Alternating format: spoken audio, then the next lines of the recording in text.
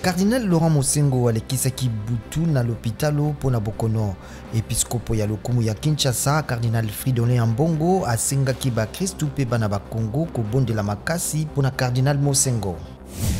États-Unis esepelaki lobby mibunkama na tukuminei na mitano ya lipandali ya yango.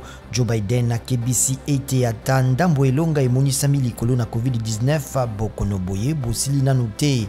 Mokonzi Amerika akebisi bato pona lolenge misusu ya bokono boye lokola Delta e emonisami mwa matata.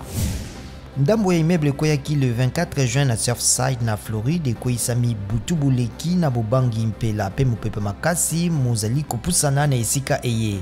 Nzoto tukumi bale na minei ezwami kasi bato nkama na tukumi bale na moko bamonani kaka nanu te. Jean-Florent Ibenge azwi lelo na miso ya bato ebonga na ye ya entraîneur ya Renaissance Berkane na Maroc. Bestine Kazadi mokambi ya ASV Club oyo Jean-Florent Ibenge atambwisaki pene na mibuli bwa asakolaki bolongo ya entraîneur ya club eye ya Kinshasa mposo moleki.